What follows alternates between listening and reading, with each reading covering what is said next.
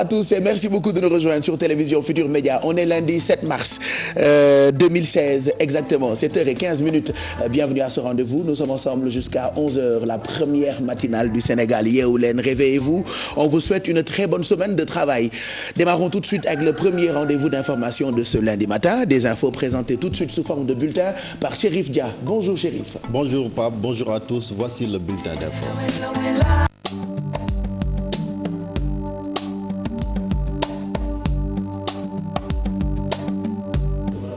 Le syndicat autonome des enseignants du supérieur entame une grève de 72 heures à partir de ce lundi. Le SAES continue d'exiger du gouvernement le respect des accords signés. Nous y reviendrons.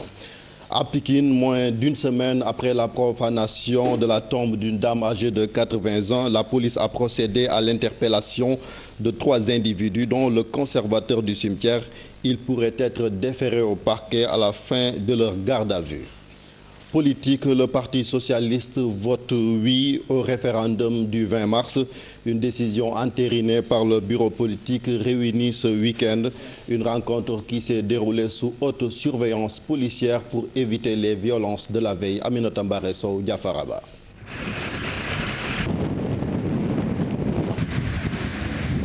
La maison du Parti socialiste sous haute surveillance, la police veille sur les moindres faits et gestes. Même l'accès dans l'enceinte de la permanence nécessite une fouille. Dans les locaux, le bureau politique se réunit, loin du regard des journalistes et autres militants. Au menu des débats, le référendum du 20 mars. Après plus de 5 heures de discussion, le bureau politique livre enfin sa position. Le bureau politique félicite le secrétaire général pour sa démarche cohérente, son analyse clairvoyante et son approche pédagogique. Adhère au projet de loi portant réforme constitutionnelle. Invite toutes les militantes et tous les militants du parti à s'investir par tous les moyens pour un vote massif en faveur du oui au référendum. Ousmane Tanor Dieng et ses collaborateurs battent campagne pour le oui. Une salve d'applaudissements pour saluer la décision. Deux mots pour ce qui concerne le référendum. Nous avons échangé, nous avons décidé de relever le défi de la participation. Ça vraiment c'est un défi majeur. Et puis aussi nous voulons au-delà de la participation avoir un oui massif. Le secrétaire général du Parti socialiste ne compte pas s'arrêter là. Il veut également convaincre ses camarades socialistes, partisans du non. Nous continuerons la discussion avec les camarades qui ont une position différente pour les convaincre que d'ici le 20, qu'ils puissent rallier la position de la majorité. Parce que c'est ça la démocratie, c'est ça aussi la discipline de parti. Après les échauffourées de ce samedi à la maison du Parti socialiste, reste à savoir si toutes ces décisions issues du bureau politique vont être entérinées par les frondeurs, notamment Khalifa Sall, absent à la rencontre. Le Parti socialiste va prendre des sanctions disciplinaires et même judiciaires à l'encontre des auteurs des violences survenues à la maison du parti ce week-end. Ousmane Tanor Dieng indexe de hauts responsables du parti qui auraient orchestré ces violences. Nous écoutons à ce propos les explications de Serigne Mbaye Thiam, toujours au micro de Aminata Mbaré Sow. Le spectacle servi à cette séance, à la face de l'opinion publique, est contraire aux valeurs et à l'attachement du PS à la démocratie, à la discipline, à la cohésion et à l'unité. Le bureau politique, à l'unanimité, condamne ces actes d'une autre époque. Il engage le secrétaire général à entreprendre toutes les diligences requises pour situer les responsabilités et réserver à ces faits les suites politiques et judiciaires à la mesure de leur gravité. Il donne mandat au secrétariat exécutif national de prendre toutes les mesures disciplinaires qu'appellent ces actes de violence. Aïda Mbodj, convaincu de la victoire du non au référendum du 20 mars, toutefois la députée libérale craint une tentative de bourrage des urnes de la part du régime, raison pour laquelle la présidente du conseil départemental de Bambey attire l'attention de l'opinion publique et la société civile sur cette volonté du pouvoir de vouloir frauder. Nous l'écoutons, elle est toujours interrogée par Aminata Mbaresso. C'était en marge de la randonnée pédestre organisée par l'association des anciens enfants de troupe. Quand on parle du statut de l'opposition, on ne cherche pas un statut pour quelqu'un sans lui en avoir parlé. Or, ce statut-là existait bel et bien. S'il y a quelqu'un qui ne respecte pas l'opposition, c'est lui. Et puis depuis quand même, pour vous dire simplement, depuis son wax-waxet, tout ce qu'il est en train de promettre là, on en a cure. L'autre problème, c'est qu'il n'y a que pour des sujets qu'on parle d'intangibilité. C'est-à-dire, si tu dois imposer quelque chose à tes sujets, tu vas dire que je mets ça, c'est intangible. Nous ne sommes pas ces sujets. Il sait que les tendances ne lui sont pas favorables. Quand il décide de mettre un représentant pour le oui, un représentant pour le non, c'est pour agresser le représentant du non, le faire sortir, mais ma foi, les Sénégalais sont prêts. Il n'y aura pas de bourrage d'urne. Rideau sur le salon de l'agriculture de Paris. L'heure est maintenant au bilan. Du côté des exposants sénégalais, pas beaucoup de ventes, même s'ils ont noué des contacts avec des partenaires. Selon eux, l'édition 2015 a été beaucoup plus rentable. La menace terroriste est passée par là. Voici le micro-trottoir réalisé par nos envoyés spéciaux à Paris, Astoumen Thioubou Mokhama. L'année passée, c'était beaucoup plus rentable, mais cette année, la vente ne se passe pas très bien. Les gens viennent, mais ils apprécient juste nos produits. Maintenant, bon, nous n'avons plus le choix. Ce qui reste, nous allons amener ça au niveau du 18e arrondissement pour essayer de vendre ça aux Chinois. C'est vrai qu'on aurait souhaité que ces produits restent avec les Sénégalais. Essayer d'exploiter le contact. On a écoulé quelques produits quand même. On a écoulé quelques produits comme on a eu des contacts. Il y a eu des contacts extrêmement importants que nous avons pu faire. Très souvent, les produits sénégalais, quand ils franchissent le marché européen, perdent leur label. Perdent le label sénégalais compte tenu justement des options commerciales qui sont prises par les producteurs qui n'est pas en mesure de préserver le label sénégalais.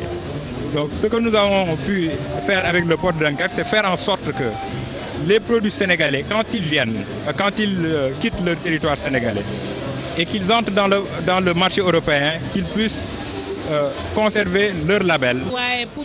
L'année passée, le salon était beaucoup plus vivant parce que nous avions pu écouler nos produits et nouer des contacts. Mais bon, cette année aussi, ça se comprend avec l'insécurité. Nous n'avons même pas pu vendre le quart de nos produits maintenant. Et aussi, comme on a des visas court séjour, nous allons devoir retourner avec. Ce que l'État doit faire, c'est essayer de trouver, surtout avec le ministère de l'Agriculture, des visas long séjour. Et il y en a même qui avaient déjà préparé leurs produits mais qui n'ont pas obtenu de visa. Et ça, c'est vraiment pas normal. C'est pas normal. Voilà, mesdames, messieurs, c'était tout pour ce bulletin d'info de 7h. Merci de l'avoir suivi. La suite de Yeoulen, c'est avec Pape Cheikh Diallo, visiblement lui aussi emporté par la Wino Magna, Pape. Nino, hein? On ne nous voit même pas. Je suis là, voilà. Merci, Chérif. Merci d'être avec nous. Nous remercions toute la rédaction. C'était le premier journal de ce lundi matin. La rédaction que l'on retrouve dans quelques minutes à 8h. Ce sera pour un autre journal qui vous sera présenté en Wolof. Affaire de oui, mania ou non mania. Bon, on fera nos commentaires tout à l'heure. Retrouvons tout de suite Zeyna pour la météo. On va se faire tout de suite un point sur la météo. Zeyna, ñu ngi lay nuyu tey yeewu nañu quand même ak péex mu neex 21 degrés selon chiffres yi nga xamante ni moom nga yor mais quand même man sañ naa ne 18 degrés la yeewoo tey. waaw franchement man it loolu laa sentir de ngelawu 18 degrés Pape Cheikh laata ñuy def météo bi xanaa nuyu téléspectateurs yi ñuy seetaan tey jii ni nga ko waxee Pape Cheikh fii si Dakar yeewu nañ ak 21 degrés Saint-Louis yeewu na ak 20 degrés Podor 20 degrés Matam 22 degrés Linguère 21 Diourbel 20 degrés Kaolack itam 20 degrés Tambacounda 19 degrés Ziguinchor 18 degrés Kolda 17 degrés Kédougou 18 degrés.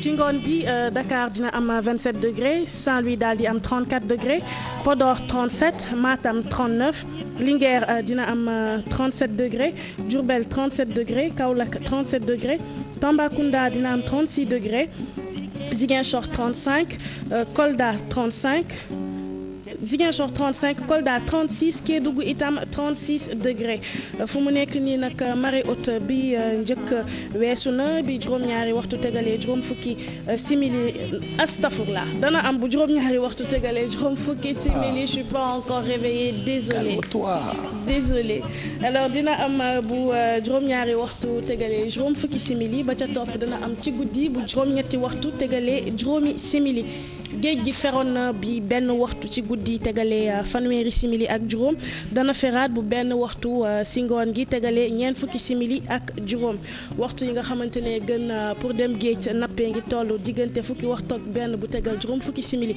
ak juróom-ñaar jàpp benn waxtu 1 heure bu tegal juróom fukki simili ak juróom-ñaar dina amaat beneen ci guddi gi bu fukki waxtu ak benn tegalee ñaar fukki simili ak juróom jàpp 1 heure du matin benn waxtu bu tegal ñaar fukki simili ak juróom jant bi léegi mu fenk bu juróom-ñaari waxtu tegalee ñaar fukki simili ak ñaar dana sow bu juróom-ñaari waxtu si ngoon tegalee fukki simili ak juróom-ñeent Pape Cheikh lii la ñu mën a jàpp si xibaaru jaww ji. voilà moom kay jóg na depuis 7h22 7h27 mooy doog a jot. kon fenk na am na juróomi simili. xanaa gisoo biti bi ni mu leeree. fenk na am na juróomi simili damaa yeewu. heure bi mu ngi mel ni midi jot parce que leer na naañ mais bon continue de rêver pour moom mu ngi ci lalam quoi alors que dafa yeewu mais lundi moo mel noonu lundi dafa xaw a soof voilà ki ne woon l'avenir appartient à ceux qui se lèvent tôt xam naa dafa fàtte woon lundi ak ni mu jafee yeewu waaye ndokk bi ngeen amee yeewu leen ñu ngi leen di gunge fii ba 11h Zeyna on te retrouve dans quelques minutes pour horoscope bi en attendant ñu àndaat ak Chérif Dia ci yéenekaay yeeg seeni xët ca kanam Mouhamed Ndiaye dina ko xóotal ci revue de presse bi waaye yéenekaay yeeg ni ñu xëyee tey ngeen mën koo xam laataa ngeen di génn seeni kër bu ngeen génnee seeni kër ba noppi mën ngeen ñoo déglu ci yeewu leen en mode FM ci 99.4 l'observateur lañu koy njëkkee moom nag xëy nag jaxasoo gi amoon ci dajep parti socialiste PS bi sax la jël jëfandikoo ko ba def xëtam ni pagaille mooy P bi S bi socialiste pagaille socialiste loolu la ñuy liir ci xëtu yéenekaay bii di l'observateur Chérif. papa moo kon muy pëccëxoo buñ jàpp ci parti socialiste ci weekend bi ndax fitna ya fa amoon rek ba tax yéenekaay bii di l'observateur daal di ci dellu si bu baax gis nga image yi ni nga ko gisee noonu caxat-caxatee gi ñu caxat-caxatee sàll bureau politique bi récit bi dellu si nañ ci Ousmane Tanor Dieng laxatu ci toilette yi Abdoulaye Wilane ñu faagaagal ko fa kii di Serigne Mbaye Thiam it ñu daal di koy sotti ndox ak suuf kon daal mu mel ni mbir yi tàngoon na trop ci parti socialiste. ba tey sax yéenekaay bi di regard ci xëtam mu ngi ñu xamal ni Tanor humilié loolu la ñu bind ci titre bi. waaw dafa jàpp ni moom njiitu parti socialiste dañ koo toroxal di Ousmane Tanor Dieng li ko waral nag mooy fitna ya fa amoon Abdoulaye Wilane daal di daanu Doudou Issa Niass xëm kii di Khalifa Sall moom ñu daal di koy tàccu Mamadou Wane ñu moom it sonal ko fa Serigne Mbaye Thiam di ministre bi moom it xaw tuuti rek mbir yi daal di métti ci moom. daanaka yéenekaay yëpp loolee la ñu xëyee ci coow li nga xam ne ni moo amoon ci dajep parti socialiste las di ñu xamal ni Tanor et compagnie humiliés.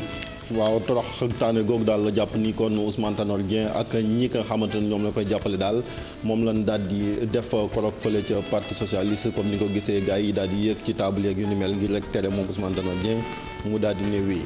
coow loolu nag li ko waral mooy daje bi nga xamee ni moom la ñu jagleeloon lépp lu jëm ci wàllu référendum ak seen bureau politique bi nga xamee ni le quotidien sax mu ngi ñu xamal ni dafa yëngu woon lool ni l'observateur quotidien itam ci xëtam bu njëkk parti bi la jël PS bu ci nekk mu am nu mu tuddee xëtam point socialiste.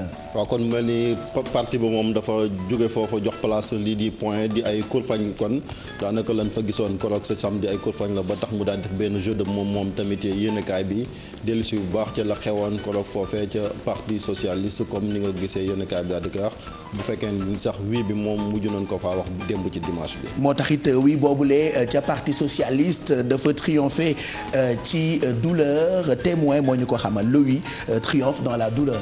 waaw mujj nañu wax wii wante ci ay jafe-jafe ak métit ak fitna ginnaaw ba loola amee ji mbir yi tàngoon na trop Khalifa Sall ak Bamba Fall moom mujj ñoo teew ca mbir yi Barthélémy Dias it kenn gisu ko. ñu ngi ñuy xamal sax ni PS mu ngi xamle ni dina topp yoon ci ñooñee nga xam ne ni ñoom la ñu tuddee ay nervis le PS annonce des poursuites judiciaires contre les nervis coow loolu nag moom la yéenekaay bi di xët di populaire xëyee tey ci xëtam bu njëkk. waaw kon mu mel ni populaire it dellusi na bu baax jàpp ni guet-apens ba nga xamante daal maanaam ndar kepp gan ndar keppoon di ndëdd sërëx sax buñ lalaloon ay kilifa ginnaaw loolu Khalifa Sall nag lan daal di ciblé ak ñi ko àndal yéenekaay bi samp laaj ne ndax Khalifa Sall moom it xaruwul ci wàllu politique ndax ginnaaw ba fitna yooyu amee. ba tey coow yi ci nga xam ne nii moo nekk ci parti politique yeeg ni ñuy waajalee référendum 20 mars bi réew mi xëy na tey siq ak waxtaan ak ki nga xam ne ni mooy ministre Mame Mbaye Niang yéenekaay bi duñu xamal ni am nay révélation yu doy waar yoo xam ne ni ministre bi def na ko jëm ci waa Front du Non. waaw moom dafa jël ay tuuma sa teg ko ci ne ñenn ci ñi jiite Front du Non boobu dafa am ay lobby maanaam ñoo xamante ni borom ñaari tur yeeg yu ni mel yu nekk seen ginnaaw di leen financé ba tax moom sëñ Mame Mbaye Niang daal di wax yu ni mel yéenekaay bi dellusiwaat également ci Mbagnick Diop ak benn interview mu def. ba tey ñu dese rek politique yeeg yéenekaay yeeg li ñu xëy ak ñoom ci seen i xët ab parti bii di FSD/BJ am na ñu ca bokk jóge nañu ci parti wu Cheikh Bamba Dièye boobule daal di bokki APR loolu Grand Place moom la xëyee tey.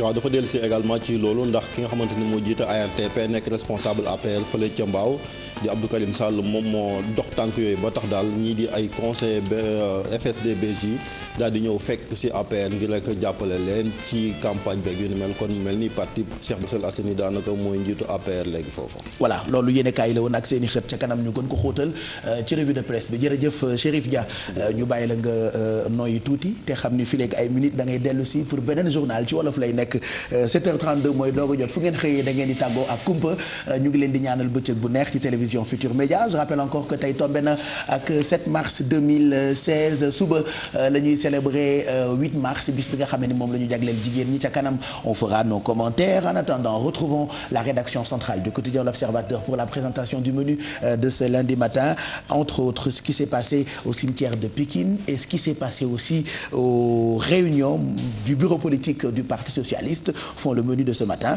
Retrouvons Idrissa Sané. Bonjour Idi.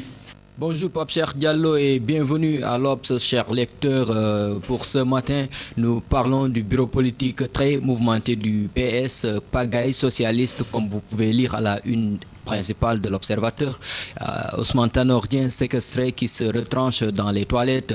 Abdoulaye Wilane tabassé, Serigne Mbaye Thiam et Mamoudou Wane aspergés d'eau et de sable. À rebours, Khalifa Sall, Aminata Diallo et Bamba Sall sont ovationnés par les militants socialistes partisans du non au référendum. Les forces de l'ordre lancent l'assaut, les grenades lacrymogènes étouffent, les matraques électriques crépitent à l'intérieur. L'air est chargé, les manifestants socialistes sortent de la salle en catimini, certains suffoquent. Le film de la pagaille est donc à lire dans l'Observateur. À noter également que le bureau politique a entériné le oui et Ousmane Tanor Dieng qui dit, je cite, « J'ai été naïf ». Tout cela est à lire dans l'Observateur de ce matin. Et faits divers, nous parlons exhumation de corps, quelques révélations sur l'enquête sur la profanation des cimetières de Pikine. Et l'enquête s'est donc accélérée après le dernier cas de profanation au cimetière de Pikine. Le conservateur municipal et 2 de ses acolytes sont cueillis par la police et placés en garde à vue. Les 2 individus sont d'ailleurs passés aux aveux et seront présentés ce matin devant le procureur de la République. Lutte avec frappe, nous parlons bien entendu de sport. Nous reparlons évidemment du tournoi de la TNT. Ama Baldé, Tapha Tine, Zos et Guigui qui attendent toujours leur reliquat. Donc les initiateurs du tournoi de lutte de la TNT ne sont pas encore à bout de leur peine après avoir remué ciel et terre pour organiser la 3e et dernière journée du tournoi. Excaf reste de voir encore de l'argent aux 4 lutteurs dont les managers se sont d'ailleurs donné rendez-vous aujourd'hui au siège de la TNT pour réclamer les reliquats du contrat de sponsoring. C'était la une de l'Observateur de ce lundi tiré à 24 pages, chers lecteurs. Merci d'avoir suivi et bonne lecture à toutes et à tous. je te jure j'avais tellement envie de l'écouter mais j'ai pas pu quoi parce que quand il y a un élément qui passe fii dañuy nekk di wax di tëmbëjee elles font trop de bruit quoi neexuñoo liggéeyal ñii oulala bi ñu créé Noo des bavards ba tey ki war a bind Noo des bavards yi moom 10h55 lay liggéey si Bijou Ndiaye moo war a bind Noo des bavards te moo gën a bavard de ñëpp j'ai même pas pu me concentrer à cause de Fama Thioune oulala yow il faut nga dem au tableau lu tudd xaw ma Azunou il faut que ma commencer ñu def ay confront contre la table ak affaire yooyu noonu dinaa créer conseil des classes après ñu xool discipline bi naka lañ koy tegee quoi parce que j'ai pas pu écouter et pourtant bëggoon naa déglu à combien d'exemplaires la ñu tiré l'observateur loolu la ñu Idrissa Sagna doon expliquer ci français bi muy présenter menu bi mais bon bu ngeen ko teelu te jënd di ngeen ko ñàkk parce que l'observateur dafay teel a jeex kuy xalam nag di ca jaayu barke ba yaay borom en tout cas nous remercions toute cette grande rédaction fajar gu jot dañ leen di fekk en direct ca Médina kenn ca ñoom présenté ñu menu wu l'observateur bi donc mu ngoog ñu ngi gërëm bu baax waa l'observateur exactement 7h36 mooy doog a jot ñu àndaat ak Zeyna waxtu wi nag daf ñuy jox horoscope bi comme tous les matins.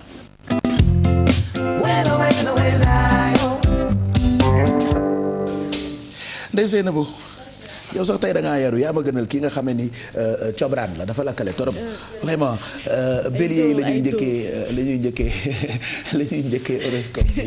bélier yi Pape Cheikh ñoom la ñuy njëkkee waaw tey di lundi 7 mars 2016 ñoom ñu ngi leen di wax ne kenn ci seeni ay xarit décevoir na leen ba tax na ñu ngi tëju enfermé wu comme une huître su fekkee ne nag c'est pour que ñu génn ci avec de nouvelles idées de bonnes idées c'est bien waaye nañu mën a relativiser nag et surtout pardonner ki nga xamante ne moom moo leen tooñ parce que forcément tayu ko forcément. taureau yi même bu fekkee ne seeni ay objectif atteindre leen ko na ngeen continuer d'avancer ci voie bi nga xamante ne moom ngeen choisir na ngeen honnête na ngeen sincère na ngeen authentique bref restez vous-même cela finira par payer. Gémeaux yi réussite sociale nekk na loo xamante ne mi ngi leen di préoccuper bu baax yéen a ngi jël seen énergie yëpp def ko nag ci moyens yi nga xamante ne moom moo leen war a mën a permettre ngeen réussir ko l'étranger wala contact yi nga xamante ne mun ngeen ko am ak d'autres pays mun nañu bénéfique ci projet yi nga xamante ne yéen a ngi koy am. Cancer su fekkee ne nag yéen actuellement da ngeen nekk en vacances en couple tey jii journée la boo xamante ne di ngeen ko mën a consacrer à l'être aimé ndaxte kat c'est une journée boo xamante ne mi ngi promettre d'être particulièrement torride.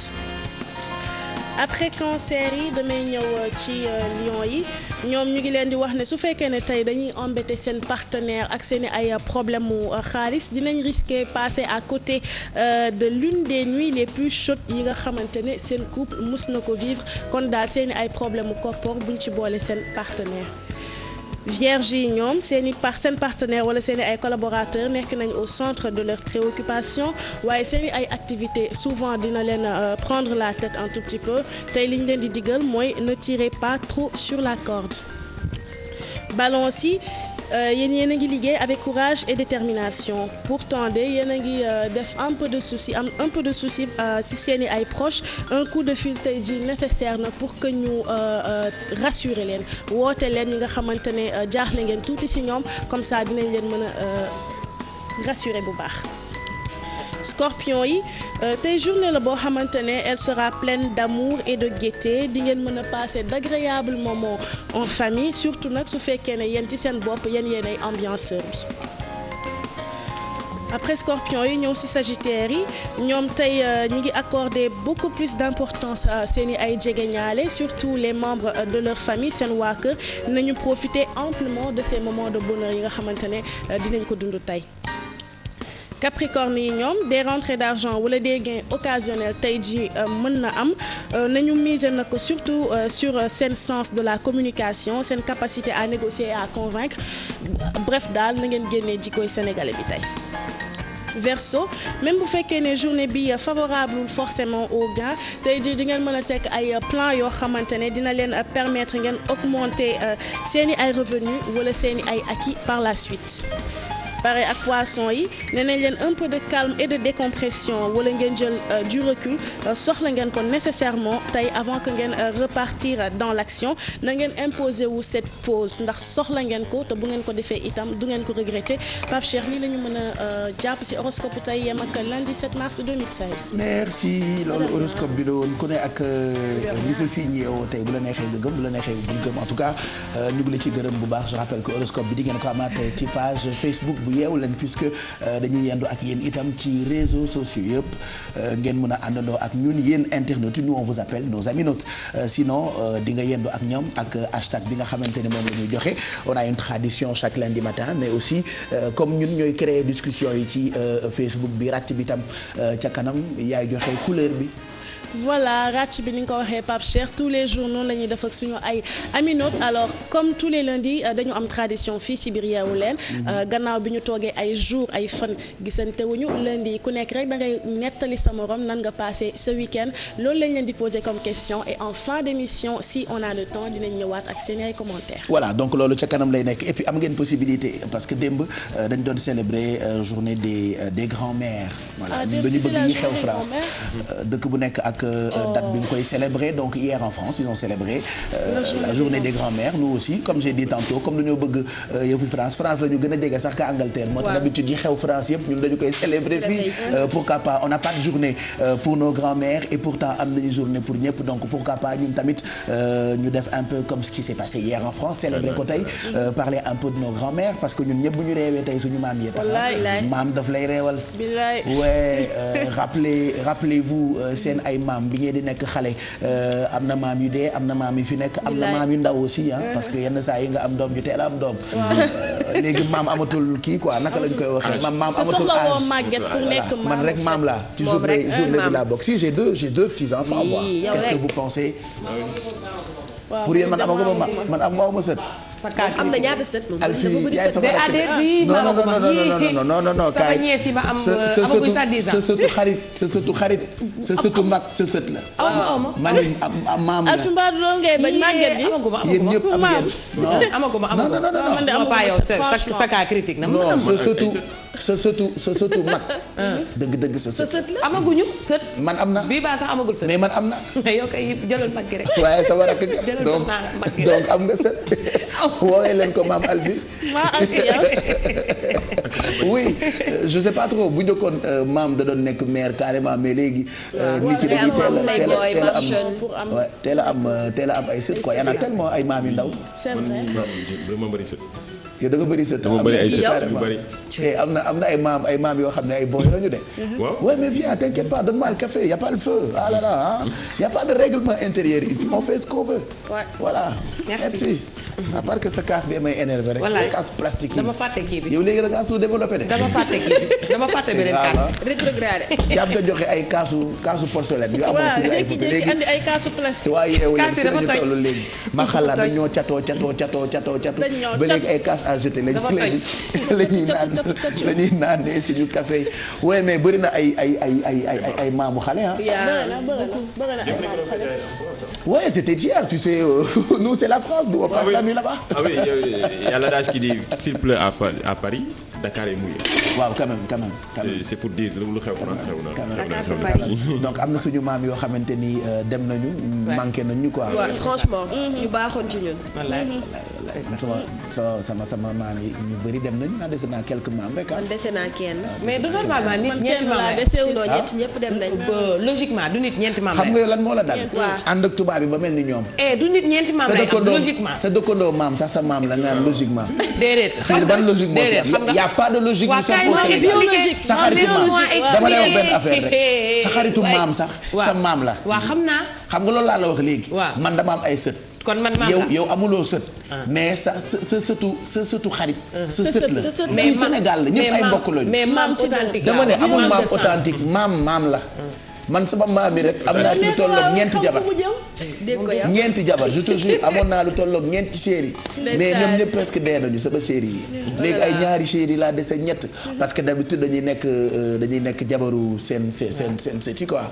et ma grand-mère ba ni muy gaañoo il y a pas longtemps dafa ma doon may ay 1000 francs jusqu'à présent ay téeméer de temps en temps bu ma amee mbokk bu dem Thiès daf koy jox 2000 pour mu indil ma ko je te jure parce que ñoom dañu bëgg seen maam daan defal Thiès buraake c'est vrai wër na yàlla burugu woowu ci koñ bi yëpp da koy dajale mu defaral la ko dëbbal ma ko ba mu baax Fat Sey Dia yónnee ma ko ndeysaan après la chance qu'on a regarde avec nos enfants suñu papa yi ak suñu yaay yi ñoo ñu gën a bëgg sax suñu doom yi quoi comme quoi maam dafa neex quoi Youssou Ndour nag maam Marie Sène mooy maamam moo ko yar d'ailleurs woy bi bu ko woyoon ca njëlbeen daf ko woyaatal yeneen i mag yoo xamante ni jóge nañu fi bu yàggul te ay maam lañu muy Doudou Ndiaye Rose ak Alaaji Vieux Seck voilà je pense qu'on peut écouter cette chanson en attendant de retrouver Zeyna ci jardin yu yeewu leen tey yeewu jim daf ci ànd ak waa Rahmadam Astafurlah Olympique Club voilà réveille-toi tête Olympique Club 7h46 on écoute ñu bégal suñu bopp.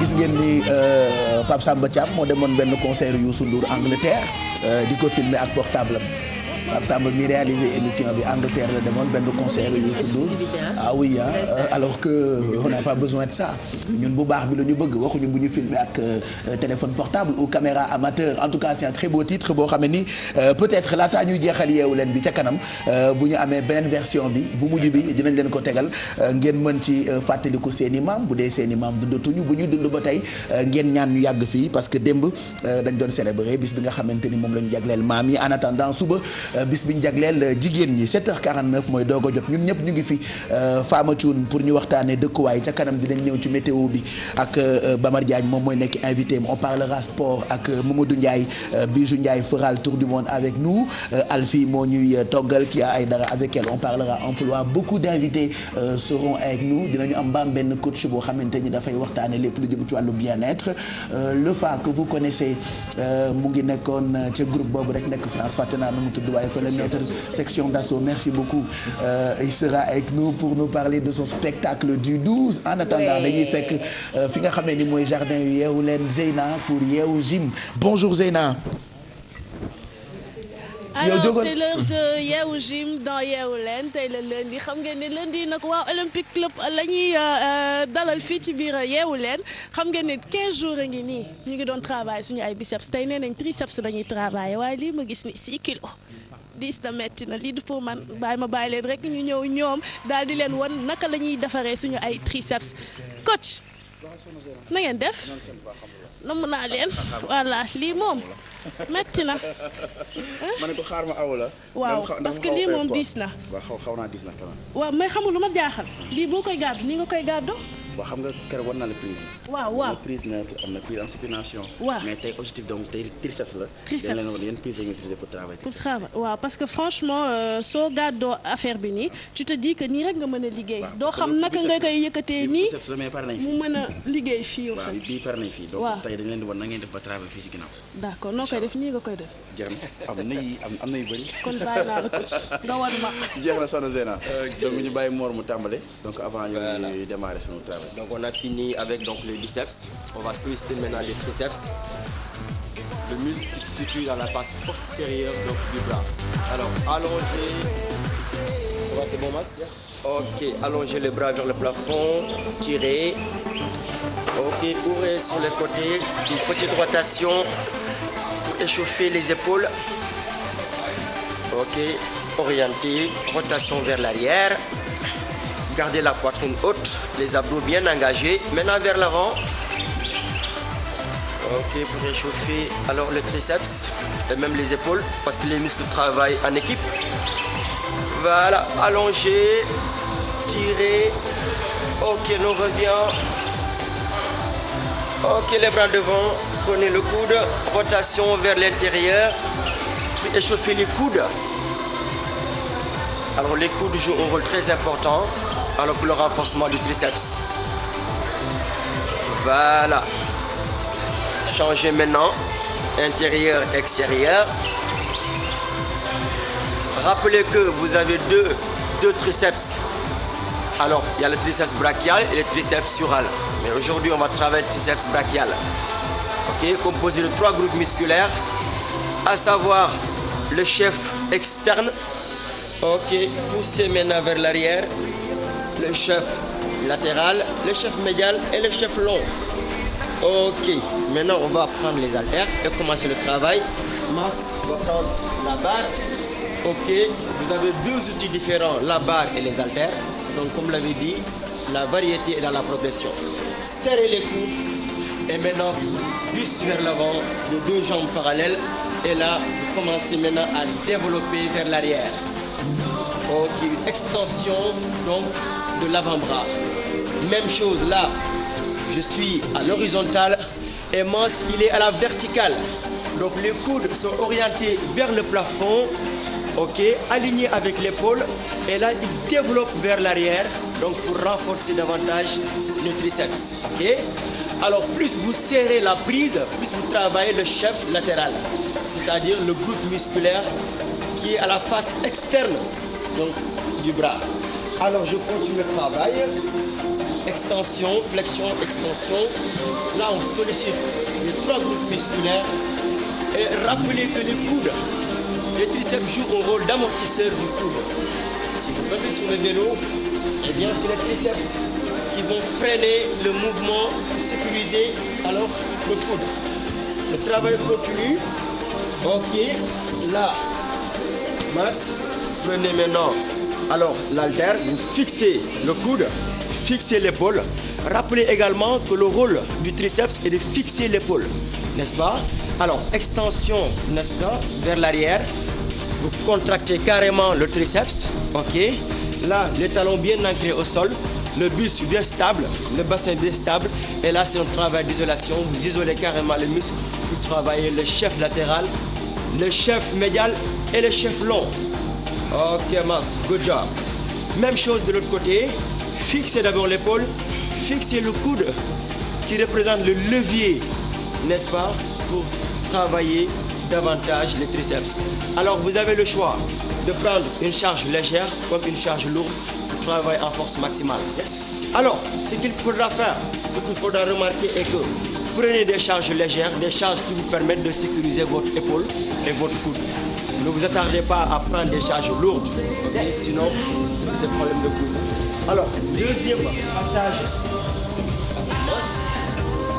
on vous donne une autre forme de travail sur le step. Alors, toujours les triceps, donc les mains juste à la hauteur des épaules. Le premier mouvement, développer triceps. Regarde. Donc les coudes vers le bas et la barre sous la poitrine. Donc là, vous travaillez les triceps de manière intense. Ce qu'il faut retenir ici, il faut toujours garder les coudes à l'intérieur. Merci, Mort. Inspirez, expirez. Là, vous travaillez les triceps. Allez, même chose. D'habitude, les meilleures répétitions donnent les meilleurs résultats. D'accord? Maximum de répétitions possible. Encore. Et tout dépendra de la charge. Si vous avez une charge lourde, peu de répétitions. Charge légère, beaucoup de répétitions. Encore 3, 2, une dernière pour rester en mouvement. Alors, on va changer de sens maintenant. La barre vers le front et les coudes toujours vers le plafond. Là, on isole les triceps. Très bien. C'est toujours un travail d'isolation. Super. Donc, barre vers le front et les coudes vers le plafond. Front et plafond. Juste les cils. Les coudes toujours vers le plafond. Allez-y, même chose. Allez, respire à chaque fois. 4, 3, 2. Maintenant, on va combiner deux mouvements pour finir. Développer. Très bien, même chose. Développer vers le haut d'abord et vers le fond. Très bien, avec la barre. Donc, pas mal d'exercices que vous pouvez faire avec la barre pour travailler les triceps de manière intense. Allez, on continue à isoler. Toujours. Développer la barre sous la poitrine. Extension, la barre vers le front. Très bien, même chose. Allez, encore 8 comme ça. 8. On ramène. 7. Parfait. 6. Si vous le faites trop bien, vous allez sentir une tension au niveau de l'arrière des bras. Encore carré, ça sera tout. Allez, on a encore 3 morceaux. Très bien. Allez, on est prêt. 3. Juste 2. Les derniers. Et vous relâchez gentiment. Vous vous asseyez sur le step. Et on va tout relâcher. On va tout relâcher. Donc les triceps qu'on a très bien travaillé ce matin. Pour me demain entre les deux emplois, voilà Zéna. Après beaucoup de guerre, vous relâchez le muscle. Vous dérangez le côté de l'opération de l'épaule. Pour éviter tout ce qui est courbature. On relâche même chose.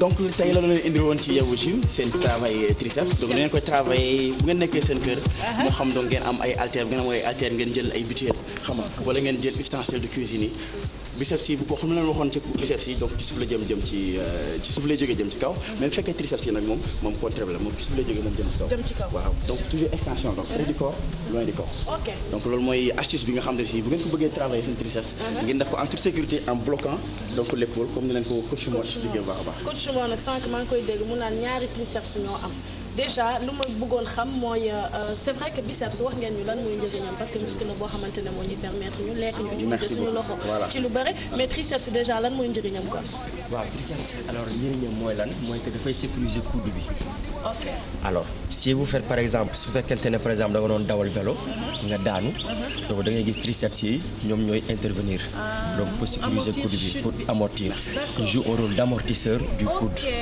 donc c'est important en même temps également quand tu fais les biceps alors le triceps freine et contrôle le mouvement donc il a pour rôle également de freiner et de contrôler donc les mouvements encore en plus ay muscles antagonistes lañ ko en plus donc bi si travail day contrôler le mouvement ok plus triceps moo ëpp biceps triceps c'est 2 tiers la n'est-ce pas du bras ok donc ce qui veut dire plus que nga renforcer ko plus que nga am ay bras yu solide d'accord ñu ngi leen di remercier alors on continue demain suñu préparation triceps Inch'Allah donc juste rappeler que dafa am journée bi ñu organisé Olympique Club donc 4 avril ñu tuddee ko challenge fitness gis nga cours yi fu ma sa def yëpp moo xam body pump la moo xam sex walks la moo xam RPM la donc ñu ko bëgg a découvrir ñu ñëw Olympique Club donc de 9h à 15h ñu def cours yëpp c'est gratuit donc 4 avril Inch'Allah donc fête nationale ñëpp dinañ mën a ñëw parce que fête nationale la kenn du liggéey jërëjëf fête nationale la ñëpp ñëw waa télé beeg ñëpp tout le monde ñëw ñu on sera de la partie Inch'Allah dina ñëw Inch'Allah jërëjëf c'était Yeewu Gym ak waa Olympique Club il est 8h on vous laisse avec la rédaction de la TFM pour le journal en wolof présenté par Chérif Dia. Pape Cheikh, à toi. C'est parti.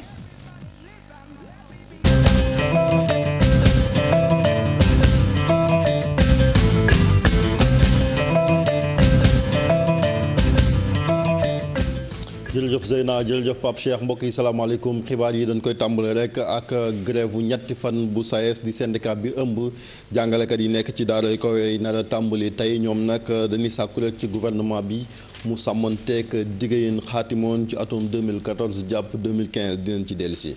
ca Pikine moom police ñoo fa teg loxo ñetti nit bokk ca gardien cimetière yi sëgg Pikine ya ñoom nag dañ fa sulli woon àllarba ba ñu génn néew benn soxna bu ay atam tolloon ci juróom ñett fukki at ñett ñoo nag jamono ji ñu ngi leen di déglu ci wàllu garde à vue liñ leen di toppee mooy association malfaiteur acte de charlatanisme violation sépulture ak infraction aux lois de l'inhumation di leen ci dellu si loolu tamit. Parti socialiste voté nañ démb nekk na ñoom waaw ci référendum bi la ñuy wax li nag bureau politique bi moom moo ko dogal ginnaaw fitna ya fa amoon samedi loolu nag mi ngi am rek ci teewaay alkaati yu bari teew fa ngir yooye fitna bañ fa amaat ñu ànd ci ak Aminata Mbaare Sow.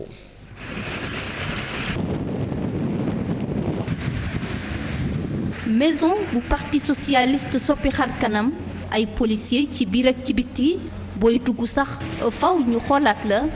lii lay moo xewoon tey jii ci suba fii ci permanence bi boo egsee ci bërëb bi ci biir waa bureau politique ñoo fay tase bokk na ci li ñuy waxtaanee ban position dañu nar a jël ci référendum 20 mars bi ñu jëm. bureau politique mi ngi sargal secrétaire général ci taxawaay bi mu taxaw muy taxawaayu kilifa taxawaayu ku am gis-gis.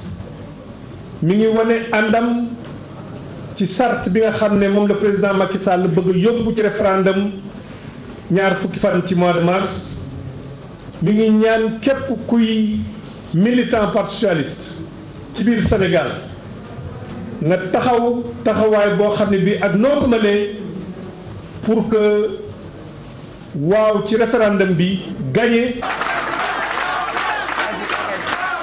Ousmane Tanor Dieng ak i ñooñam ne wii la ñu àndal secrétaire général bu parti socialiste ne du fi yem fas na yéene sol dàllam dem xooli yeneen ñi nga xam ni ay mbokkam la te bokk ci biir parti socialiste ngir ñu am beneen taxawaay. Pour ce qui concerne le référendum. dinañ weccante xalaat ak suñu yeneen naataango yu nekk ci biir parti socialiste ngir rek wuy bi am ndam bu baax.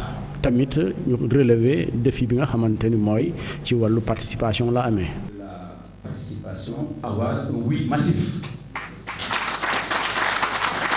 ginnaaw jàppante yu métti yi fa amul démb ci samedi bi ñenn ñi di am xel ñaar ne ndogal li nga xam ne bureau politique bi daal dina koy jël ndax dina am ñu ci topp bokk na ci ñoom Khalifa Sall mi nga xam ne tey ji teewul woon ci waxtaan yi lee. loolu sax Serigne Mbaye Thiam moom yëkkati na ci ay kàddu ne parti bi ginnaaw bi ñu dajaloo rek dinañ jël ay daan ci wàllu yoon wante tamit ci wàllu yar ngir teg ko rek ci ñun jàpp ni ñoom ñoo fa yeewoon fitna koroog samedi ñu déglu Serigne Mbaye Thiam ci micro Aminata Mbaare Sow Jaafara Ba. ay responsable yoo xam ne yi gis nañ ne li nga xam ne parti bi moom lay dogal méngoowul ak liñ doon wane ne parti socialiste àndul ak Ousmane Tanor Dieng la ñu jël ay samba booy yoo xam ne yi ñoom ñoo leen recruter ñu ñëw commencé sànni ay xeer ci saalu réunion bi balaa ñuy dugg ci biir saalu réunion bi loolu nag parti socialiste rafetluwu ko te wax na secrétaire général bépp matuwaay bu mu war a jël pour que ñi def ñooñu ñëpp ñu xam leen te commencé nañ di leen xam ak li war ci ñoom ci mbirum politique ak ci mbirum yoon ñu jël ko pour li nga xam ne moom la parti bi war a def ci doxalin yooyu ci responsable yi nga xam ne ñoo def loolu parti bi jox na mandat secrétariat exécutif national pour lu ci war ci mbirum Samba Boy yooyu parti bi taxaw ci.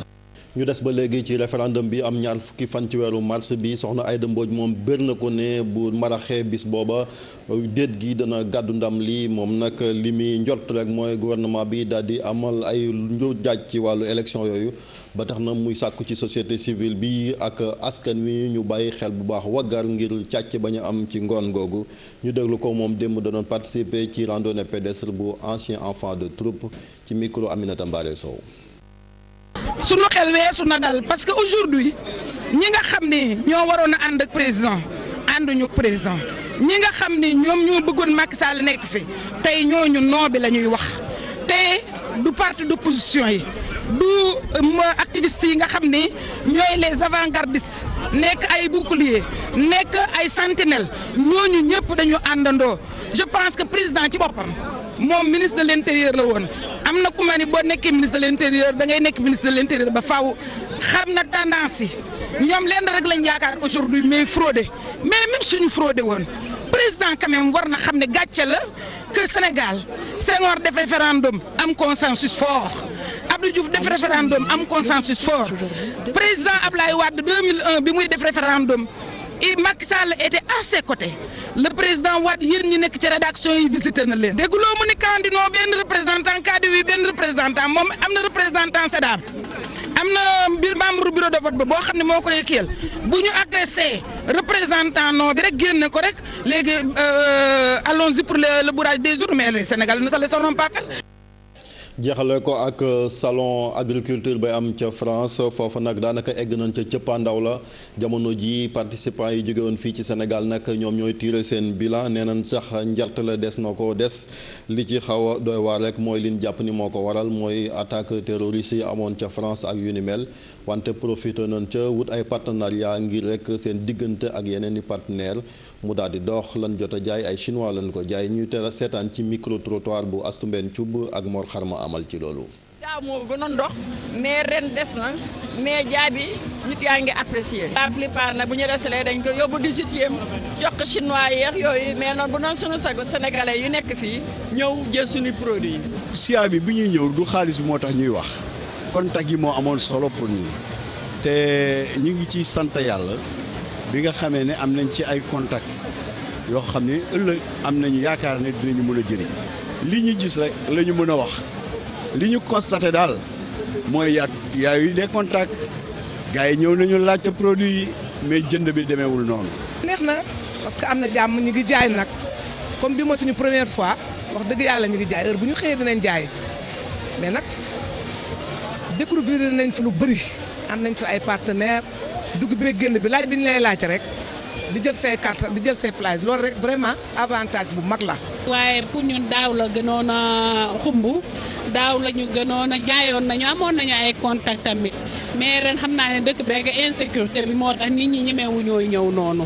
car bi sax demul dañuy obligé yóbbu ko parce que visa yi court séjour lañ ñu may. c'est pas normal parce que dañuy ñëw dañu war a may visa 1 mois bu fekkee ni say produits yi des na nga xool noo koy écouler ci biir dëkk bi ñu refuser aussi te ñooñ dañ leen jël en charge waajal seen i produits yenn yi demoon na ci fret bi ba pare ñu refuser leen seen visa c'est pas normal bu beneen yoon nag ministre de l'agriculture na ci def loxoom. jërëjëf mbokk yi lii moo fi tukkee woon ci ay xibaar ñu bàyyi leen ak Pape Cheikh Diallo mu wéy ak yéen ci seen émission Yeewu Leen jërë ngeen jëf.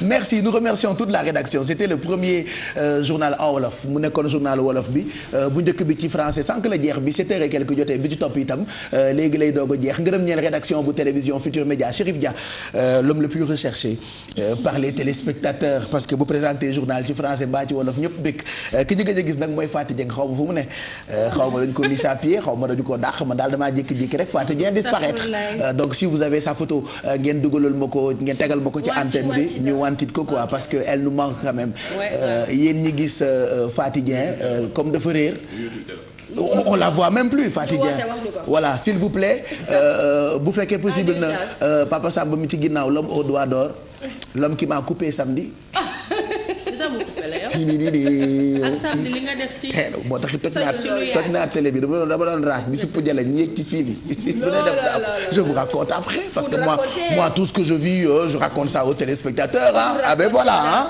voilà dama doon yéeg ci table yi quand même wow toi tu me connais ah ouais franchement est-ce que tu me connais donc ñu ngi nekk ci recherche su Fatou Dieng parce que da doon tourner jaar-jaaru jàmbaar faf réer jàmbaar di réer na voilà mu ngi nii kon mbokk yi lii nag avis et communiqué la. bii duñ ko xàmmee imagine bii dafa yàgg. c'est vrai ah yéen nag da ngeen ëppal kii bii la am ngeen naan lan bii la am. Elle ressemble plus à ça. bii la am. ay Bijou Ndiaye. Si ça se trouve les gens vont la voir et ils vont pas. mais bii la am. C'est comme si nga teg sama photo 2012 bii la am. waaw kon nag mii ñi lu ñu déggee. waaw kay bii. waaw ak bii tam amaat nañu bii. léegi bii la ñu am léegi. non mais attends yéen lan ngeen di déggee yéen. dites-moi quand même lan ngeen di déggee quand même. nopp ou bakkan ou bouche ngeen di déggee. ou yeux. voilà donc mbokk yi ñu jàll ci këyitu yëgle yi. ah oui damaa waroon a woo Ami Ndaw bu RFM rek comme mooy communiqué mook Ami Soumaré après communiqué bi dina dem RFM mais ñu ngi ñaan rek ku gis journaliste bi ngeen wax ñu wala ngeen woo ñu bu ngeen ñu mënul woo ngeen yónnee ñu message ci Facebook bi inbox la tudd xaw ba voilà bu fekkee da ngeen bañ a xàmmeewu leen ko mën ngeen ko photo ak seen portable ngeen screenshot xaw ma ngeen screenshot ko screenshot comme ça ngeen mën ko xàmmee donc kii moo ñu réer daal léegi mu def weer gisuñu ko ay mbokkam sax dañoo jaaxle. parce que ñun ñooy ay mbokkam. ah ok. Fatou gisuñu la dégg. Elle nous manque Fatou Dieng où est-ce qu'elle est on ne sait pas peut-être qu'elle se repose mais ça fait des jours qu'on l'a pas vue 8h11 mooy doog a jot di leen fàttali itam ni bu ngeen bëggee xam li xew ci réew mi mën ngeen am habitude di yër suñu site internet bii di www.igfm.sn bu ngeen ko yëree di ngeen xam lan moo xew ci réew mi ak it ca biti réew je reste convaincu que parce que yërëguma site bi mais mën ngeen xool li ci ne en tout cas bëri na ci ay mbir yoo xam ne ni xew na ci week-end bi ci wàllu politique bokk na ci coow la amoon ca dajeb parti socialiste ak nañu saaxee Ousmane Tanor Dieng ñi mu àndal détail yu xibaar boobule mën ngeen ko fekk ci suñu site internet bi teg ci itam enquête bi nga xamee ni mu ngi wéy di am ca profanation ba amoon ca cimetière ca Pikine Bijou fi nga dëkkee soriwul Pikine donc faites très attention enquête bi mën na leen laal. man xam nga lu ma jaaxal pourquoi cimetière boobu rek la ñuy profaner. Non, je pense que yëpp la. mais bon c'est très rapproché au mois de février ils avaient profané tombe benn xale boo xam ne xale bu ndaw la dafa décédé 24 heures moins de 24 heures après ñu ñëw sulli ko. et 6 mois de mars bii nii le premier benn mère décédé le 2 ñu ñëw sulli ko encore donc je comprends pas pourquoi. tout le temps même cimetière bi nit yi di fa dem di profaner ay tool. après peut-être ak ñi koy def est-ce que yéen doo leen xalaat comme je dis souvent bu dara amee ñu ne man la moi je dis souvent que xanaa maa fange mais il se passe autre chose dans d'autres cimetières. xam naa cimetière bu Pikine moo fange rek après dara bu amee ñun dañu def lu yenn saa yi. waaye ay yëfi cimetière nag yàgg na ci réew mi. yenn saa yi nga seeti sëriñ danga may bàyyi man tamit ma wax ba daaneel nga doog a wax. commencé ci na de. danga may bàyyi ma wax ba pare dama leen di wax. parce que yenn saa yi nga dem seeti sëriñ waxuma la site bi de cimetière bi laa la wax Pape Samba Diam lam au doigt d'or nga foog ni mën ngaa fay rek nga bëgg a takk xeer di plonger comme alerte à Malibu. c'est quoi cette manière là. c'est crédible. oui je disais yenn saa yi nga dem seeti sëriñ bi ne la da ngay dem nga yóbbu ko ci cimetière. wala suufu cimetière c'est-à-dire ñun dañoo yàgg mystique. ñun dañoo dem sax ba gëmatuñu yàlla. ñun léegi lu sëriñ bokkul sax on se dit que du baax. da ngay gis loo xamante ni dafay évident mu war la dal. après da ngay jàpp ni da nga war a dem ci sëriñ je ne dis pas que sëriñ baaxul. parce que man maa ngi nii balaa may ñëw sama tardé yu bëri yëpp sama juróom-ñaari njaq yi la. waaw yenn saa yi ma lokk keew ëndaale keew yi may lekk fa di sëriñ bee ma ko digal vous pensez que sama xel moo ci nekk keew bi sëriñ bee ma ko wax de juróom-ñaari keew laay logandoo ay doon di keew yenn saa yi nga ŋàddu sa guro buusu kon yéen tifli yi ba leen tifli yi yëpp pour yéen naturel la dañ ma koo digal ba naan lim oui ñun dañoo dem nag ba gëmatuñu yàlla sax c'est grave hein. non professeur doon na ko fi wax récemment. mooy c'est-à-dire société bi abusé quand même. bu ñu demee ba nga xamante ni gars yi yaakaaratuñu ne liggéey moo mën a jot ñafe. sëriñ moo lay avancé à chaque fois sëriñ la wala da ngay yaakaar leneen loo xamante ni pour plus yokk pour yow nga mën a yaakaar ni mën nga ci génn. dëgg la de waaye mais comme li nga wax tamit am na solo nekk nañ ci société boo xamante ni ay affaire cimetière yàgg na. fi léegi. médias yi lu fi bare léegi moo tax gars yi di dénoncer yenn affaire. non peut-être léegi yàlla daf leen commencé weer comme géej rek mais yàgg na fi wax dëgg fa yàlla moom. vraiment yàgg na fi. mais fit bi ngay am pour dem sulli ji. tamit est-ce que du ci jouer. oui mais ñoom mënuñoo surveiller lépp balaa nga koo xam cimetière ak nu mu ragloo waaw mais am na ñoo xamante ne comme man su ma jëlee exemple suñu cimetière yi ñu am fii Wakam dañ ko clôturer tëj bunt bi quand même dañ koy tëj kànnaare ko waaw dafa am sécurité donc boo ciy dugg nit ñi dinañ xam ne kat nit a ngi dugg guddi wala nit a ngi dugg timis donc nga sauver mais su fekkee nag cimetière yi quand c'est bien gardé ku ci dugg rek daf lay wóor ni complicité la ak ñu nekk cimetière bi waaw chaque fois ñoom est-ce que duñ tëb mur pour dugg. mais on ne sait pas après kenn ku nekk sa néew nga ama ku nekk fonk nga sa néew ku nekk bëgguloo ñuy saax-saaxi fi nga denc fi ñu denc sa nit donc ñi koy def nañu ko moytu sëriñ ñi koy digle itam on a rien contre vous. waaye boo moytuwul boo di sulli ba kenn mbéj la. mais dinañ ci mën a. ngay sulli rek fekk kooku dafa xamoon. parlant de surveillance keroog dama gis ci Twitter benn boy tweeté ne. dañu war a yóbbu vidéo surveillance wala caméra de surveillance ci cimetière yi nee na moom mooy seule solution boo xam ne. ok teg fa ay caméra de surveillance on sait jamais. non mais c'est juste.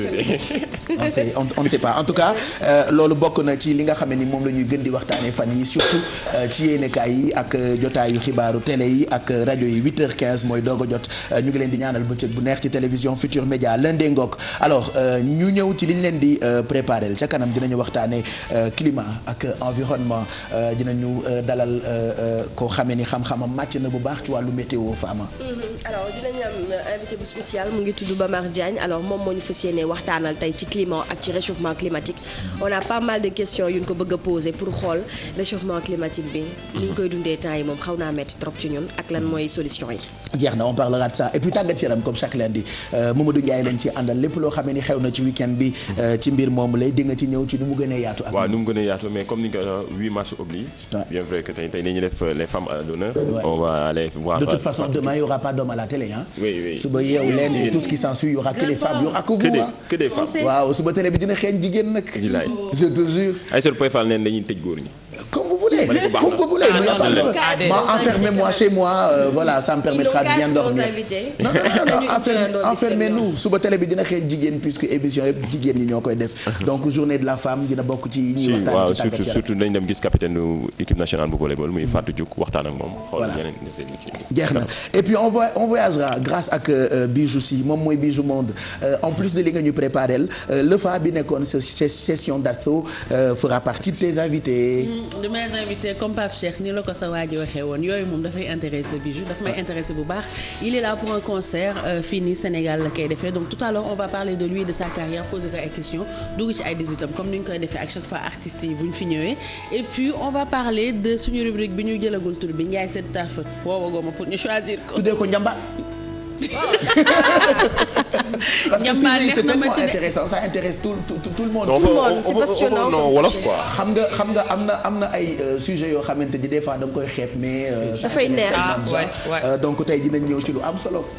donc tey puisque journée de la femme la ñuy wax tout le temps ce mois c'est le mois de la femme. semaine bi yëpp ñun ñoo ko moom donc tey dañuy wax ci jigéen mais ci benn côté boo xamante ne neexul ñu bëree c'est-à-dire lan ngeen xalaat ci góor yi nga xam ne dañuy dóor jigéen. donc loolu la ñuy laajte tey parce que voilà femme battue parce que foog naa ni jigéen du dóor moo tax ñu may la ko et malheureusement il y a tout le temps toujours des hommes yoo xamante ne du ñu hésiter dóor seen jabar wala seen copine lan ngeen ci xalaat yéen ñi ñuy seetaan def nañ micro-trottoir bi dinañ laaj aussi waa internet lan lañ ci xalaat et puis sur le plateau lan lañ ci xalaat et surtout ku jigéen ki naka la war a réagir bu fekkee loolu dafay am. donc loolu ca kanam lay nekk muy sujet bu am solo boo xamante ni mën ngeen ci bokk ci Facebook bi ba noppi itam dinañu àndandoo ak Kia ca kanam pour waxtaanee lépp lu jëm ci wàllu liggéey dinañu waxtaanee tam obésité. Pourquoi vous parlez d'obésité? Changement. Pourquoi vous parlez d'obésité? Regardez comme par exemple ni ñu koy gisee ci image c'est-à-dire depuis 1980 ci àdduna wërngal képp waxuñu Sénégal rek obésité dafay laal dëkk yëpp léegi nag boo demee ci dëkk yu mag yu mel ni ay États-Unis ay France ñoom daf leen di jaaxal ñun fii Sénégal par exemple jigéen bu pataawul dañ naan mooy loolu voilà merci tendance la fi quoi alors que pourtant yenn saa yi nit pata ba nga foog ne ab jeeg la fekk yoo dafa feebar donc on a fait appel à benn coach boo xamante ni ku jigéen la elle est originaire du Sénégal mais elle vit en France. Super. Donc elle viendra nous parler d'obésité. Il y a même beaucoup de produits. Qui a choisi le sujet? Moi. évidemment. alors am na ñoo xamante ni dañu bàyyi ba seen jour anniversaire yu jëkkër ñu gën a yokk seen pataawaay quoi kenn comprendrewul pourquoi. donc on parlera obésité tout à l'heure ak suñu gan gi nga xamante ni ab coach la Alfie lan nga ñuy toggal. tey dañuy dem Chine Pape Cheikh. donc jëli fa seen benn soupe chinoise parce qu'il fait un peu frais. te dafa nekk benn soupe boo xam ne c'est assez parfumé assez particulier.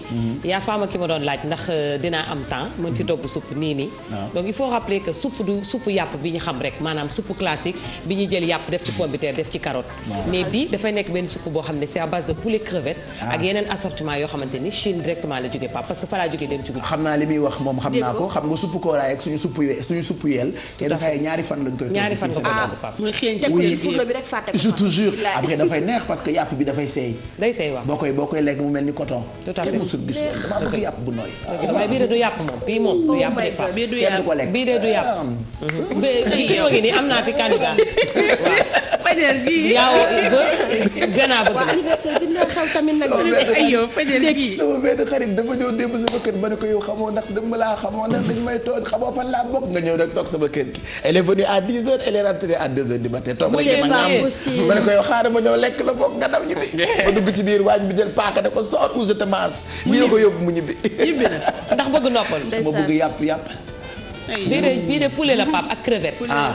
d'accord ok donc ca kanam supp nga ñuy toggal en attendant de recevoir Bamar Diagne di suñu kilifa teg ci itam di suñu xarit ak Fama Thioune ci wàllu dëkkuwaay on va retrouver notre correspondant tey dama bëggoon ñu dem sama dëkk benn géer dëkk Aminta Mbengue Ndiaye di nit ku baax voilà Aminta Mbengue Ndiaye waaw maa ne Aminta oui oui ah oui oui ah oui ah oui ah oui ah oui j'ai dit Aminta Mbengue Ndiaye ah oui Aminta ah oui moi j'ai dit oui parce que Aminata Mbengue Ndiaye elle habite Louga.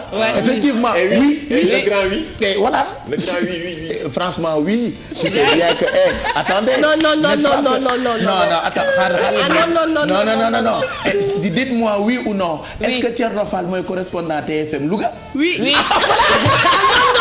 Non, j'en doute moi. Léegi encore. Dites-moi oui ou non. Est-ce que suba mooy journée de la femme? Oui. Léegi dites-moi oui ou non. Est-ce que Zeyna mooy présenter horoscope bi ci oui. Non, moi je dis non. Allez, léegi dites-moi oui ou non.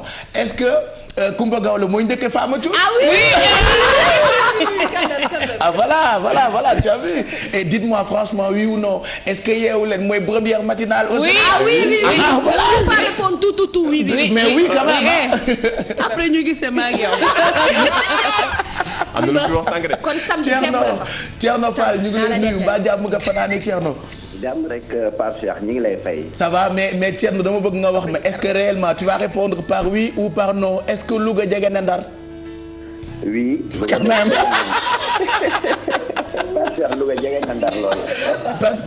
parce que paraît-il que ñi nekk ci médias yi dañu ragal wax oui maintenant ou non pour éviter CNRA indil leen ay problèmes parce que bientôt ñu commencer superviser débat yi ci télé yi mais il y a des choses yoo xamante ni on peut évidemment dire oui. N'est-ce pas? Est-ce que Thierno Fall heure bi heure ndekki la oui ou non? waaw heure ndekki la. Oui. nee na waaw. léegi bu leen wax waaw. ok d'accord waaw wala déet léegi dis-moi lu ñu mën a jàpp ci ay xibaar foofu ca Louga. waaw Pape Cheikh li ñuy jàpp ci xibaar bokk na ci rek comme riiru référendum bi Malick Gakou moom ñëwoon na fii ci diwaanu Louga amal fi ñaari fan yu nga xamee ni moom daal dina ci visiter ñi nga xam ni ñoo di ay chef religieux nekk fii ci diwaan gi ak yenn notable yi nekk ci dëkk bi ak ay responsable politique yi nga xamee ni rek ñoom ñoo bokk ci parti boobu di grand parti tamit dem foofu ci Ñomre visiter dëkk boobu di Ñomre nekk fii ci à 10 kilomètres de Louga ginnaaw loolu nag mu amal cérémonie lancement grand parti fii ci diwaanu Louga amal ko ci complexe Omar Bongo li ñu fa nemmeeku rek mooy mbooloo mu bëri moo xamee ni si teewoon nañ ko di ay ndaw ak ay jigéen ci teewaayu ki nga xamee ni tamit moo di Gaston Mbengue di doomu Louga moom bokk ci grand parti ñoom nag li nga xamee ne wax nañ ko kii di Malick Gakou mooy jëm ci wàllu référendum yi rek ak li ko waral ak ñi nga xamee ni si ne la ci askan wi war a taxawee suñu jógee ci loolu ñu wax ci leneen toujours ci wàllu politique wax ci ki nga xamee ni si moo di Aïssata Ka di responsable bu nga xamee ni si première heure la woon àndoon ak Moustapha Diop fii ci bi muy wut mairie bu Louga Aïssata Ka moomu nag ak mbooloo mu nga xamee ni si ñoom ñoo àndoon ak moom ñoom tey dañu mer ba futtu rawatina jamono yi nga xamee ni si ñu ngi waajal référendum yi ak li nga xamee ni moo di journée 8 mars bi ñuy jagleel jigéen ñi moom beddeeku aw yoonu boppam li muy naqarlu rek mooy ñàkk a jox gëdd bu nga xamee ni rek kii du mairie dëkk bi am na ko ginnaaw ba mu ànd ak moom ba mu falu ba tey daal keesu ko moom li mu wax mooy dafa jël yeneen jigéen yu nga xamee ni rek sonnuñu woon moom jël leen teg ko ci kanamam ba loolu daal mettilu na ko ba sax nag président de la république doon na jéem a rafetal seen diggante ñoom ñaar boo woowoon Aïssata ngir ñu mën a toog waxtaan moom ak Moustapha Diop waaye boobaak léegi nee na amul benn jéego bu nga xamee ni maire Louga def na ko ca sax li nga xamee ni moo jëm ci wàllu financement yi ginnaaw bi ñu ñëwee fii ci Louga moom nee na jigéenu Louga yi dañ leen a boddi woon ci cérémonie boobu nga xamee ni si ñoom kenn jëlu ci woon kàddu moom nag toog na wàllu boppam di déglu nag ki nga xamee ni mooy président de la république mu indi ay jéego ci loolu ngir saafara ko ginnaaw loolu ñu wax ci programme bourse familiale ak Anta Sarr Diacko nga xamee ni si ñëwoon na moom fii ci diwaanu Louga amal ab xaatimo bu nga xamee ni rek dafa war a liggéey ak projet bi nga xamee ni si mooy projet sécurité alimentaire di PASA Lumaclaf mu fas yéene lëkkaloog moom nag ak bourse familiale nga xamee ni dinañ mën a jàppale njaboot nga xamee ni ñoom ñooy jaglowoo bourse familiale yooyu lu jëm ci wàllu mbay ak ci wàllu càmm lëkkaloo boobu nag liñ ciy jublu rek mooy fexe ba bourse yooyu buñ ko joxee ñi nga xamee ni si ñoo di ñi ko moom ñu mën koo jariñoo ci weneen wàllu nga xam ni wàllu développement lay doon kon Pape Cheikh liñ ci mën a jàpp rek mooy Louga moom fii mu toll nii ñu bëri ñu ngi yëngu ci wàllu référendum yi parti yi ku ci nekk yaa ngi jaar sa wàllu bopp di ko waajal ci anam yu nga xamee ni rek noonu nga ca fas yéene demee su ko defee rek xam naa ci loolu lañ leen di bàyyee di leen tàggu dañ jox dig daje ba beneen incha allah. merci ñu ngi lay gërëm bu baax Thierno Fall yaa ñu teewal foofu ca Louga ngërëm ñeel suñu correspondant yëpp ñoom ñëpp ku ci nekk liggéey bu mitti nga nekkee surtout que ñu ngi jëm ci période de campagne donc ñu ngi leen di souhaiter bonne chance Ali Bandel Niang ak ñeneen Cheikh Anta Diop Koulim Dioum waaye correspondant yëpp ñu ngi leen di gërëm bu baax Abdou Diouf Mbour yaa aussi waaye sama jigéen bi nekk Fatick waaye nga xam ne barki démb rek ñu ngi wax ak moom tur bi laa fàtte waaye ñoom ñëpp rek waaw fàtte mag borom yenn saa yi da ngay fàtte en tout cas tous les correspondants ñu ngi leen di gërëm bu baax ñu ngi àndoon ak Thierno Fall moom mi nga xam ne ni moo ñu teewal ca Louga léegi nag ñu jàll ci pàcc bi nga xam ne ni moom lañ jagleel lépp lu jëm ci wàllu dëkkuwaay comme lundi bu jot Fama Thioune lañ ciy àndal tey dëkkuwaay nag dafa am loo xam ne nii mooy mesure d'accompagnement bi muy climat bu baax.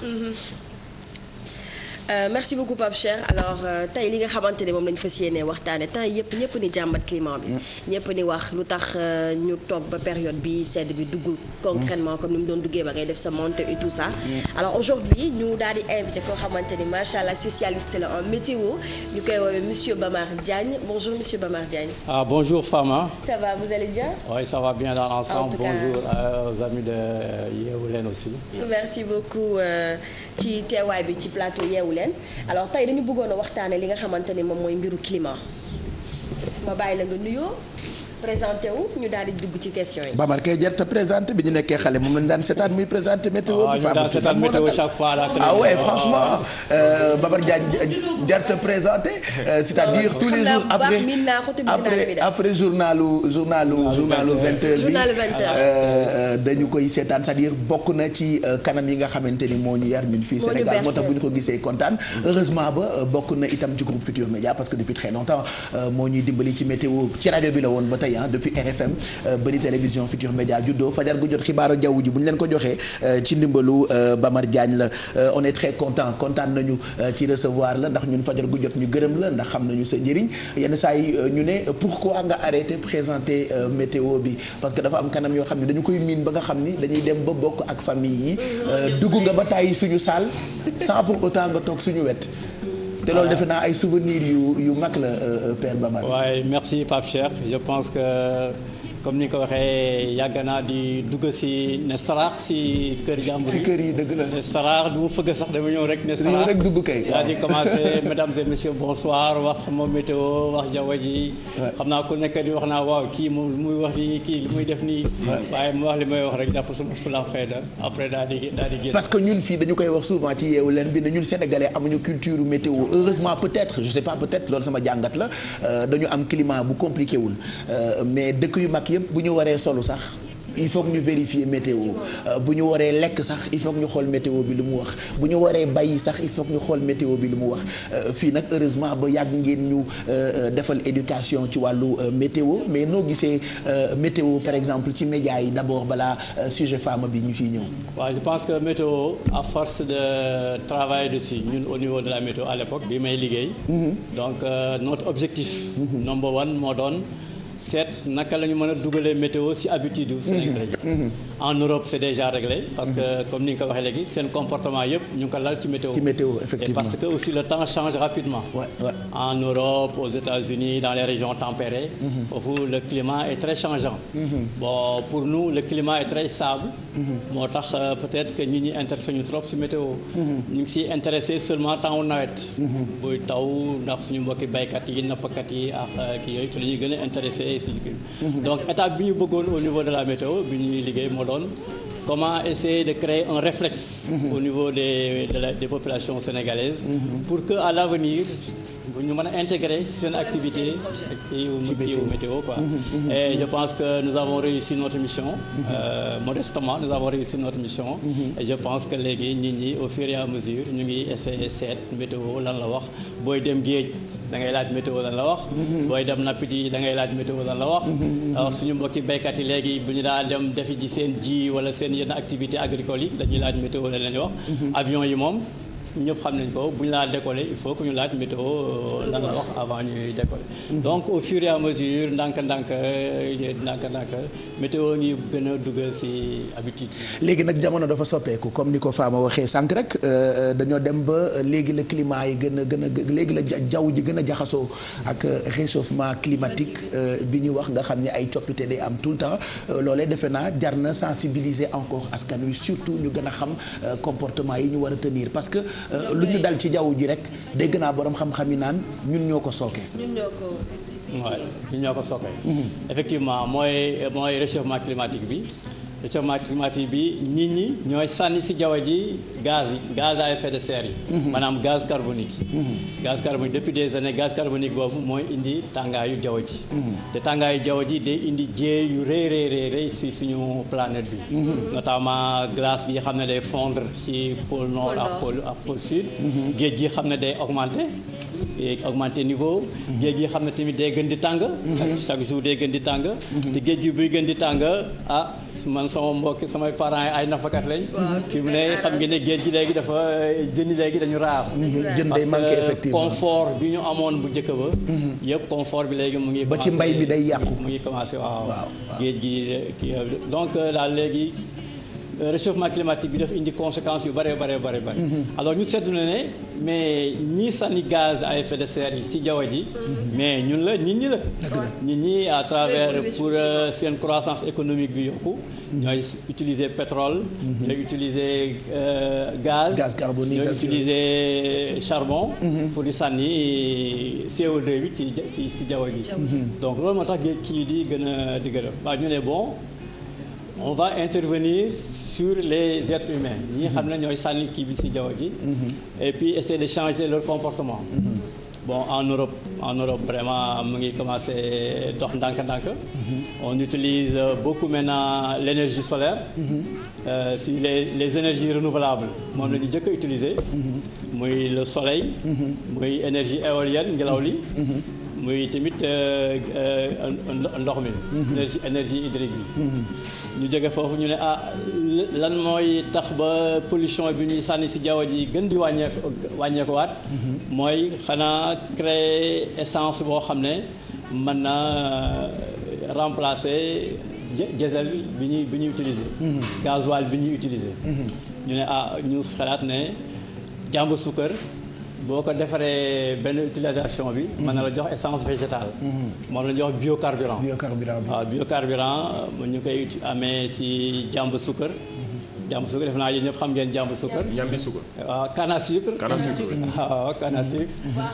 ak tëbanaali def naa la xam ngeen tëbanaali. tëbanaali à l'époque ñun buñ gaañoo moom la daan faj ci tànk. moom la tànk parce que c'est kii maintenant huile boobu moom la ñuy togg. def ko essence muy remplacer essence.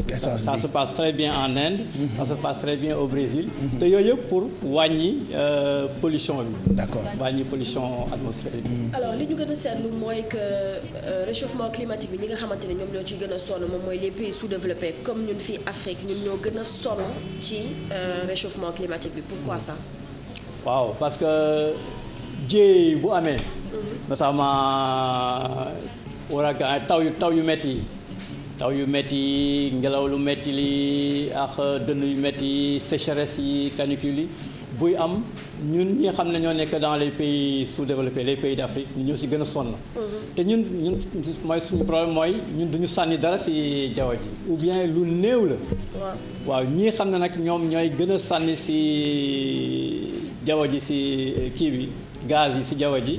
mooy les pays du G8 ñi nga xam ne ñoo gën a développé ay États-Unis Chine Russie ñooñu ñooy gën a sànni mais ñooñu duñu ko yëg parce que am nañu ay matuwaay pour parer ci événement yooyu. ñun Afrique on est très très vulnérable lu ñëw rek bu ñu dalee moom day metti suñu quoi. moo tax mu ne Afrique war na jóg pour essayer seet naka la ñu mën a. paré à affaire réchauffement climatique yooyu quoi. naka nga gisee résolution COP 21 bi foog nga ni ñun fii ñun dinañ ci génn précisément fii ñun Sénégal foog nga ni défi boobu dinañ ko relever ba nga xamante ne dinañ wàññi bu baax a baax suñu taux de pollution bi nga xamante ni moom la ñuy dégager. waaw COP 21 bi xam nga ne nit ñi dañu daje woon lu mat plus de 150 pays. dañ daje woon à Paris pour essayer nag gëstu ci affaire climat bi réchauffement climatique bi. parce que chaque année dañuy daje pour seet ne naka la ñu mën a wàññee taux gaz à effet de serre. waaw maanaam gaz carbonique bi surtout parce que moom moo gën a dangereux. léegi bi ñu dajee Paris kuréel yëpp suñu président mu nga fa woon Macky Sall ñoom Obama ñoom ñëpp pendant une semaine ñuy gëstu di gëstu daal ne seet. il faut que ñu seet naka la ñu mën a wàññee dëggantaan gaz yu ñuy wàññi yu ñuy sànni ci jaww ji ci jaww ji. waxtaan nañu gëstu nañu ba am une signature ci traité boo xam ne c'est contraignant. contraignant maanaam dañu lay obligé nga wàññi sa gaz yi ngay sànni ci jaww ji. ñëpp signé nañu ñëpp signé nañu maintenant léegi problème bi mooy application bi. surtout tout le monde était optimiste mais nag application bi est-ce que pays yi xam ne signé nañ traité boobu. est-ce que dinañ wàññi effectivement seen kii parce que amul dara lu leen di serré. lu leen di obligé.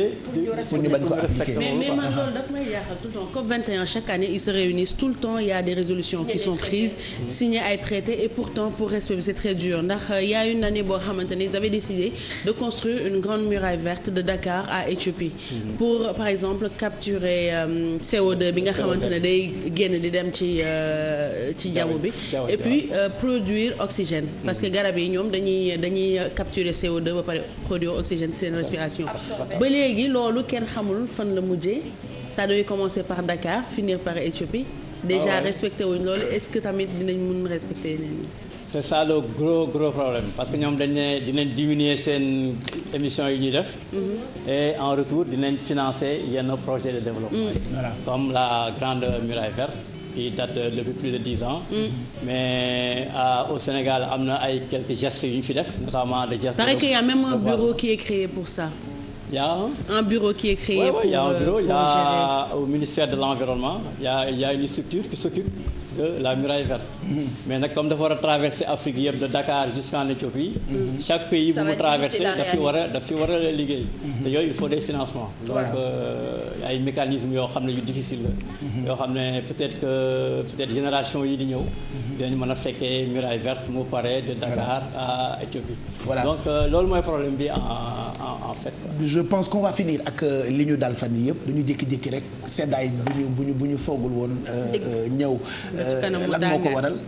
waaw dérèglement climat bi. d'accord loolu moo ko waral parce que janvier tout le monde sait que janvier c'est un mois de fraîcheur. waaw ak décembre. le mois de fraîcheur décembre janvier février. mooy suñu saison froide.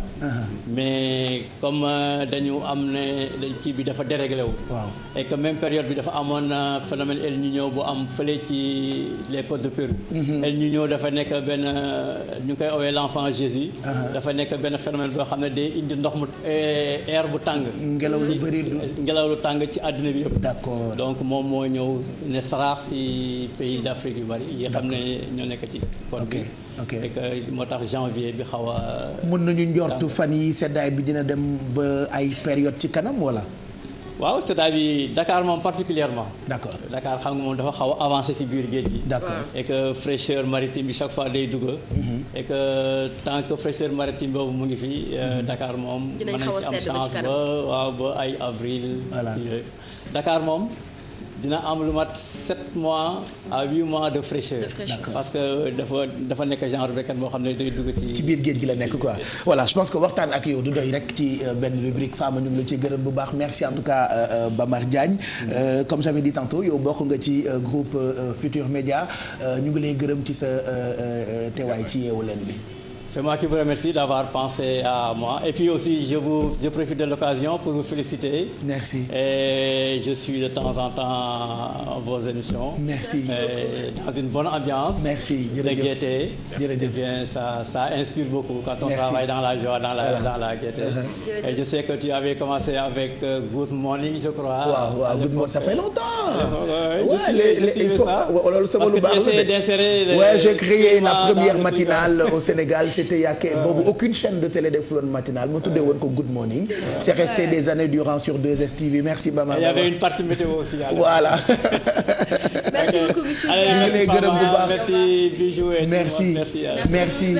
merci jërëjëf Bamar Diagne merci aussi Fama Thiouna je rappelle que lépp loo xam ne wax na ko mën ngeen ko amaat en replay ci YouTube /TFM xam nga ñoom dañu bokk ci génération boo xamante ni ñoom ñoo ñu daan gunge ci kër yi génération Sada Kane tiens Mignel Baro par exemple quand elle présentait le journal temps yi ñu ne Mignel dafa dee te Mignel deewul dañu bàyyi yooyu bande de méchants yow nekk te Mignel deewul bande de méchants et il a fallu que Sada Kane def démenti sur Facebook pour que nit ñi comme arrêté di bind rest in peace parce que tout le monde était triste ndax dafa bercé enfance ñu bëri dañ ko doon seetaan journal di nekk peut-être que je vais être comme elle bu ma màggee comme kii laa bëgg a nekk présenter journal ngeen jékki-jékki jàpp nit ki ne dee na te que alors que mi ngi fii di dund di def liggéeyam franchement site internet est-ce qu'on peut voir Mignel voilà merci donc voilà elle n'est pas morte et longue vie à elle longue vie à elle faut arrêter d'être méchant bon après écoute il y a pas que Mignel la dal ñun ñëpp daal na ñu des rumeurs à dormir debout voilà après